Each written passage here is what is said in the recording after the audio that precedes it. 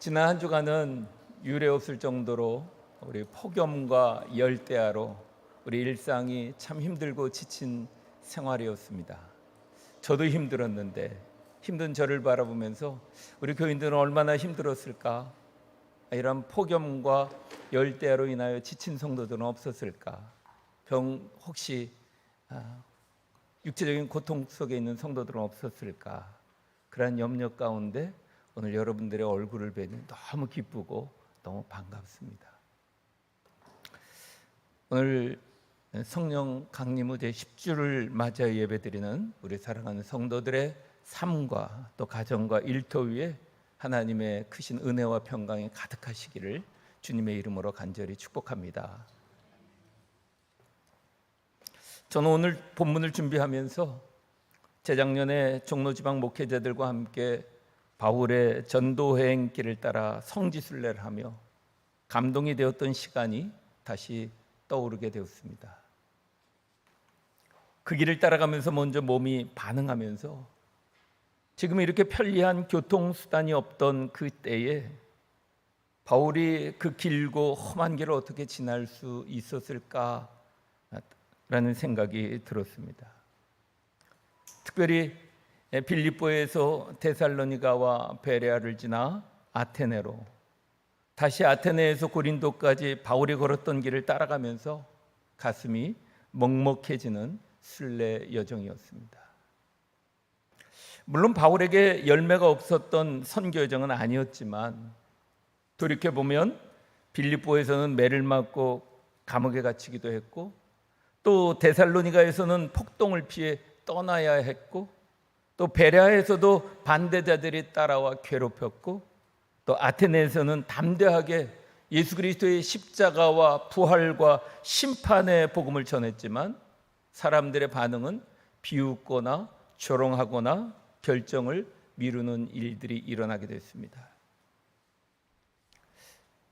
그리고 아테네를 떠나 이제 고린도로 향해 했을 때 그런 생각이 들었습니다.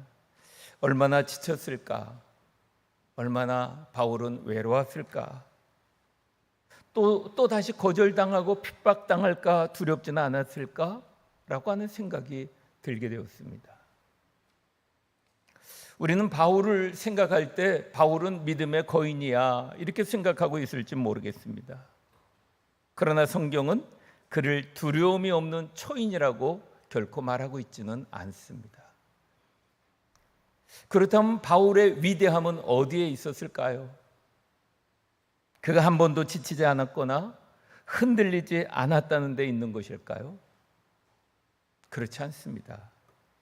그는 여전히 우리와 같이 지쳤고 흔들렸고, 그러나 그럴 때마다 하나님께 붙들려 다시 일어나게 되었다는 데 있는 것입니다. 오늘 본문을 품고 있는 사도행전 18장은 두려운 걸음을 걸었던 바울에게 다시 찾아오셔서 세우시는 하나님의 이야기, 하나님의 구속의 이야기를 말하고 있습니다. 사랑하는 성도 여러분, 우리도 여러 상황에 지치기도 하고 또 순간순간 두려움이 찾아오기도 합니다. 바라기는 오늘 본문을 통해서 우리를 다시 일으켜 세워주시는 주님의 손을 다시 한번 꼭 붙들고 일어나는 시간이 되시기를 주님의 이름으로 간절히 축복합니다. 먼저 하나님은 두려워하는 우리의 마음을 다 아신다는 사실입니다. 사실 오늘 본문에서 직접적으로 바울이 지치고 두려워하였다고 기록하고 있지는 않습니다. 그러나 본문 1절에 그 후에 바울이 아덴을 떠나 고린도에 이르니라 라는 말로 시작되는 말씀에서 그 후에라는 말의 여백에는 고린도에 이르기 전에 아덴에서 경험했던 실망과 아픔이 담겨 있는 것입니다. 아테네의 냉담함을 경험한 바울이 이제 다다른 곳이 고린도였습니다. 고린도는 로마 제국의 대표적인 상업도시였습니다. 동서무역이 만난 장소였고 수많은 사람과 문화가 모였고 부와 화려함이 넘쳤지만 그곳은 우상 숭배와 도덕적 타락이 깊었던 도시였습니다. 그런데 바울에게 있어서 이런 도시에서 예수가 그리스도이십니다 라고 하는 것을 선포해야 하는데, 고린도는 또 하나의 사도 바울에게는 거대한 벽처럼 보였을 수도 있었을 것입니다. 이때 바울의 심정은 어떠했을까 한번 상상해 보게 됩니다. 이에 대하여 바울은 훗날에 고린도 교회에 보낸 편지에서 자신의 마음을 직접 담아 고백하고 있습니다. 고린도전서 2장 3절에 내가 너희 가운데 거할 때에 약하고 두려워하였고 심히 떨었도다 라고 말하고 있습니다. 위대한 사도 바울도 우리와 똑같이 떨었고 약했고 두려웠다고 말하고 있는 것입니다. 어쩌면 오늘 본문의 그 후에라고 연결되는 그 여백 속에 바울이 지치고 두려워했다는 것이 우리에겐 많은 위로가 되기도 합니다. 왜냐하면 우리도 약해질 때가 있고 심히 두렵고 떨리는 순간이 몰려올 때가 있기 때문인 것입니다. 건강과 불확실한 내일, 자녀의 미래, 경제적인 형편과 노년의 삶, 또 가정과 국가적인 총체적인 염려, 교회의 미래를 바라보면 마음이 무거워지기도 하게 됩니다. 무엇보다 기도하지만 변화가 보이지 않고, 정성을 다했지만 관계가 회복되어지질 않고, 충성했지만 열매가 나타나지 않을 때 우리는 지치기도 하고 두렵기도 하지만, 바울의 지침과 두려움은 우리에게 그저 막연한 위로는 아닙니다. 왜냐하면 두렵다고 하는 것은 믿음이 없다는 것도 아니고, 지쳤다고 하는 것은 사명이 끝난다는 것도 아닌 것입니다. 그래서 하나님은 두려워하는 바울을 결코 정죄하지 않으셨습니다. 바울의 연약함과 떨리는 마음 그대로를 하나님은 다 받아주시고 아셨다는 것입니다. 그렇습니다. 믿음은 두려움을 전혀 느끼지 않는 것이 아닙니다. 믿음은 두려움 속에서도 나를 붙들고 계시는 하나님을 바라보고 신뢰하는 것이 믿음인 것입니다. 성도 여러분, 하나님은 오늘 우리의 두려움을 다 알고 계십니다. 사람들에게 말하지 못하는 염려를 다 아시고 계시고, 우리가 밤잠을 이루지 못하는 우리의 걱정도 다 아시고 계시고, 괜찮은 척하면서 웃음 짓고 있지만 마음속에 무너져 가고 있는 우리의 마음도 다 알고 계십니다. 하나님은 우리의 두려움을 아시고 이해하실 뿐만 아니라 두려워하는 사람에게 찾아오셔서 세워주시는 하나님이심을 꼭 믿으시기를 주님의 이름으로 간절히 축복합니다. 두 번째, 하나님은 두려워하는 사람을 위해서 사람과 새로운 문을 준비해 두심을 알게 됩니다. 바울이 고린도에 도착했을 때 하나님께서 먼저 동역자를 준비해 놓으셨습니다. 2절에 보면 바울은 아굴라와 브리스길라 부부를 만나게 됩니다. 아굴라와 브리스길라 부부 역시 로마 황제의 명령으로 쫓겨나 삶의 터전을 잃고 고린도로 오게 된 부부였습니다. 하나님은 고린도에서 상처 입은 바울에게 상처 입은 아굴라와 브리스길라 부부를 만나게 하십니다. 그들은 바울과 같은 생업을 같이 하기에 함께 천막을 만들며 함께 지내게 되었습니다. 함께 땀 흘려 일했고, 함께 식탁과 믿음을 같이 나누게 되었고, 아굴라와 브리스길라 부부는 바울에게 단순한 작업 동료가 아니었습니다. 지친 바울 곁을 지켜준 믿음의 가족이며 동역자였습니다. 그래서 사도 바울은 로마서 16장에 보면 편지를 마감하면서 그동안 바울의 사역 속에 함께했던 동역자들을 기억하며 안부를 전하고 있는 편지를 보면 로마서 16장 4절에 브리스길라와 아굴라 부부를 소개하고 있는데 이렇게 말합니다. 그들은 내 목숨을 위하여 자기 목까지도 내놓았으니 라고 말합니다. 하나님은 고린도에서 이런 부부를 만나게 하셨다는 것입니다. 그리고 5절에 보면 실라와 디모데도 다시 마게도냐에서 내려오게 됩니다. 홀로 고린도에 도착하던 바울 곁에 이제 동역자들이 하나 둘씩 모여들기 시작합니다. 아무것도 없던 것처럼 보였지만 하나님께서는 이렇게 미리 사람을 준비하고 계셨음을 말해주고 있는 것입니다. 사랑하는 성도 여러분, 하나님께서는 때로 우리의 문제를 즉시 없애주시지는 않습니다. 대신 그 문제를 함께 견딜 수 있는 사람을 보내신다는 것입니다. 환경을 곧바로 바꾸시기보다 그 환경 속에서 손을 잡아줄 사람을 보내신다는 것입니다. 말없이 곁을 지켜주는 사람, 내 이야기를 끝까지 들어주는 사람, 그리고 내 형편과 사정을 안고 손을 꼭 잡아주면서 내가 함께 기도해 줄게 라고 말해줄 수 있는 사람, 그 사람들을 통하여 하나님은 우리를 세우신다는 사실입니다. 성도 여러분, 하나님께서 나를 세우기 위하여 보내주신 아굴라와 브리스길라는 누구입니까? 또한 하나님께서 나를 통하여 세워지기를 원하시는 지친 바울은 누구입니까? 따뜻한 말 한마디, 함께 기도와 작은 손길이 누군가에게는 하나님의 손길이 된다는 사실입니다. 그런데 하나님은 사람만 준비하시는 것이 아니라 새로운 문도 준비하심을 알게 됩니다. 바울이 회당에서 복음을 전하자 사람들이 대적하고 비방합니다. 겉으로 보면 또다시 문이 닫힌 것처럼 보입니다. 그러나 7절에 보면 바울이 회당을 나와 회당 바로 옆에 사는 디도 유스도의 집에 들어가게 됩니다. 회당의 문은 닫혔지만 바로 옆집의 문이 열려 있음을 발견하게 됩니다. 그리고 8절에 보면 회당장 그리스보가 온 지방과 함께 주님을 믿었고 수많은 고린도 사람들도 믿고 세례를 받았다라고 기록하고 있습니다.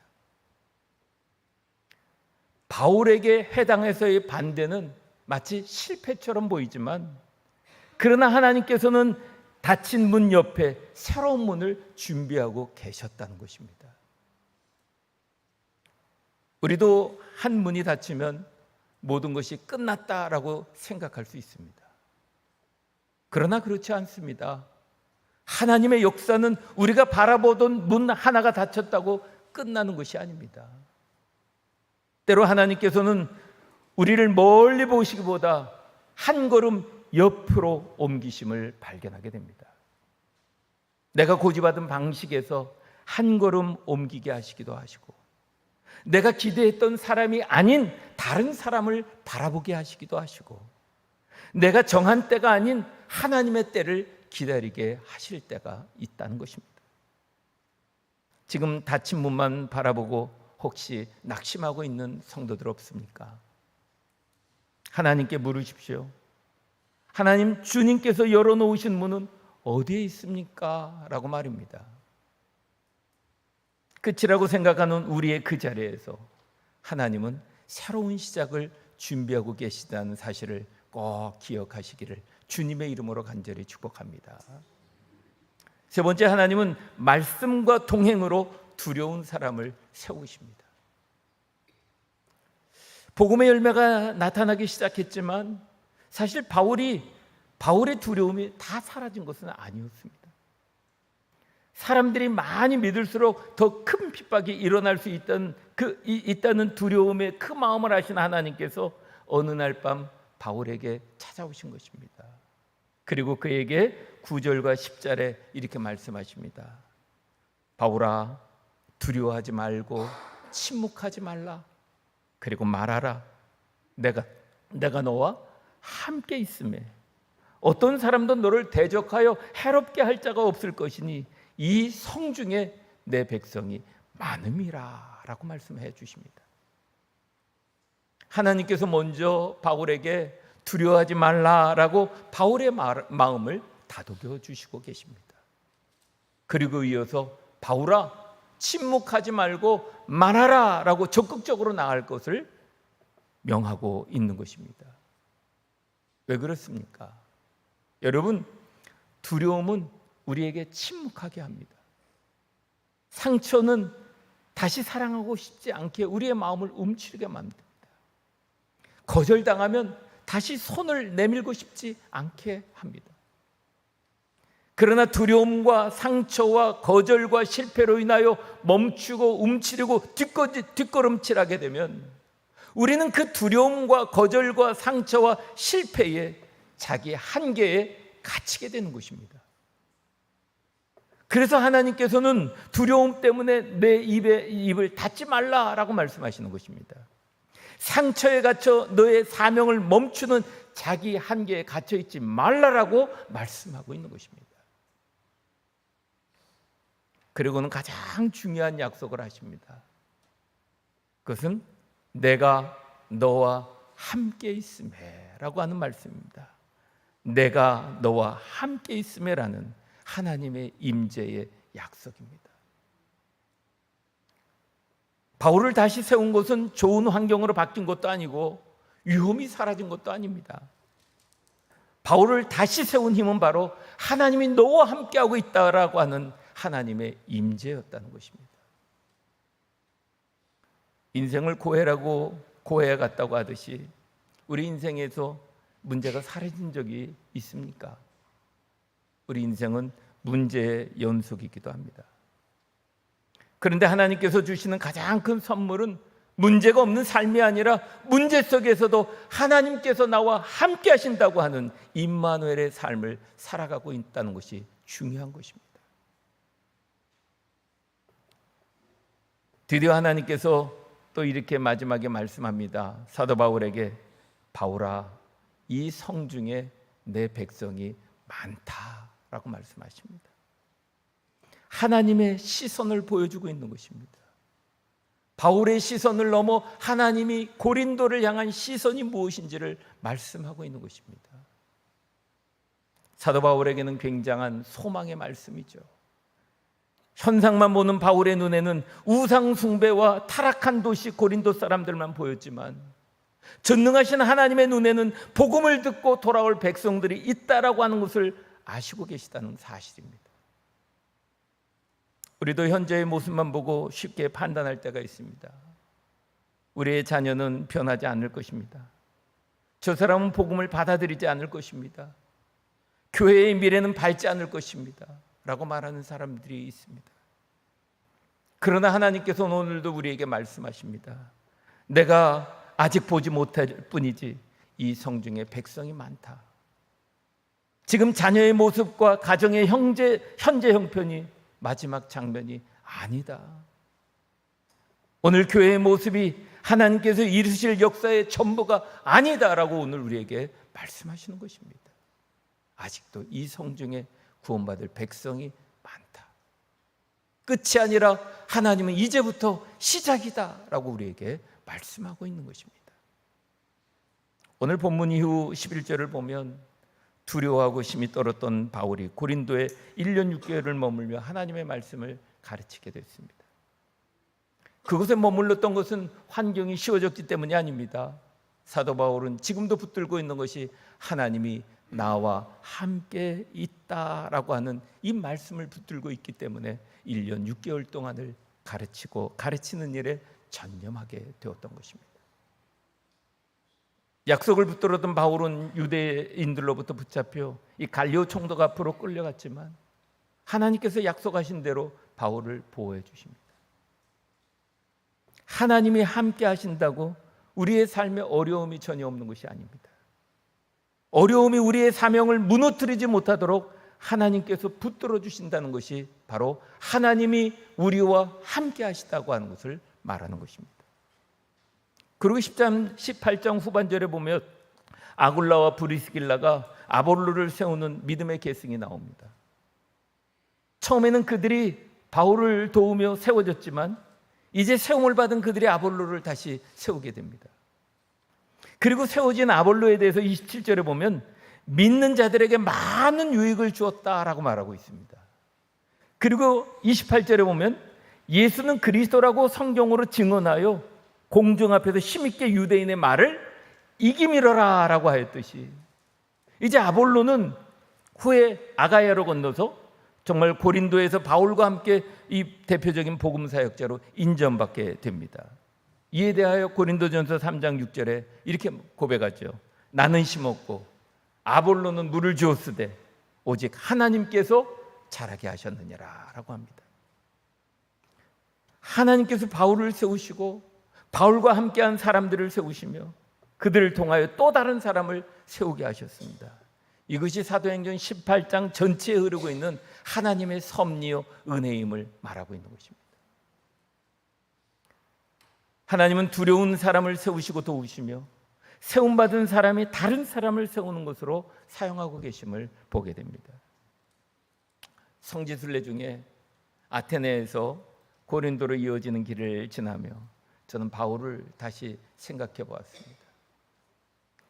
그 길 위에 위대한 사도가 사도이기 전에 정말 지치고 두려워했던 한 사람임을 알게 되었습니다.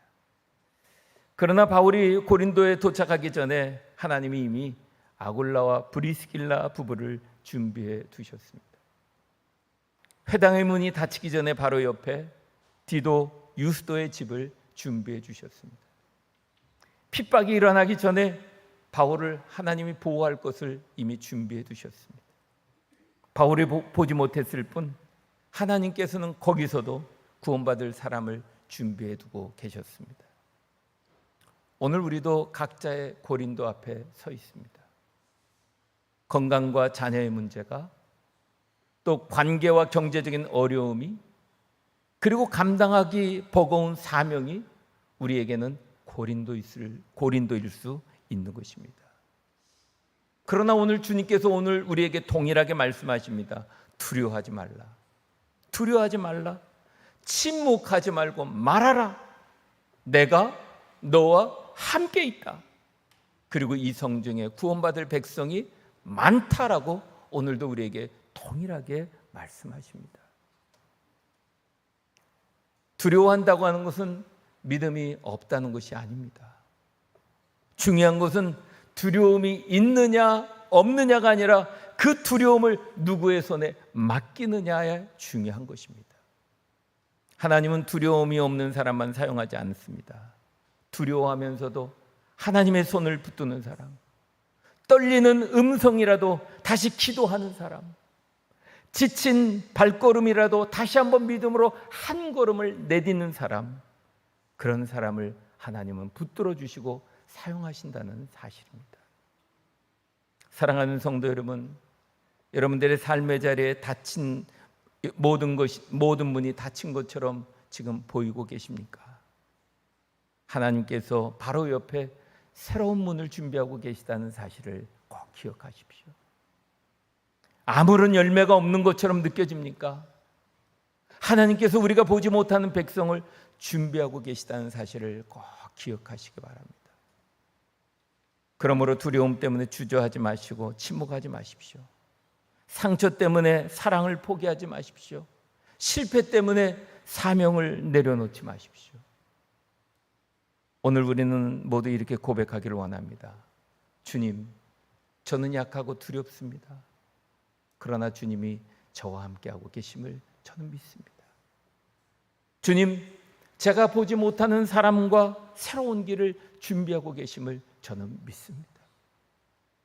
오늘도 주님을 의지하며 다시 믿음의 걸음을 걷겠습니다. 그렇게 결단할 때 지친 사람을 일으키시고 두려운 사람을 다시 세우시며 세움받은 사람을 통하여 또 다른 생명을 세우시는 하나님의 섭리와 은혜가 여러분들의 삶과 일터 위에, 그리고 우리 궁정교회의 모든 사역 가운데 충만하시기를 우리 주 예수 그리스도 이름으로 간절히 축원합니다. 아멘.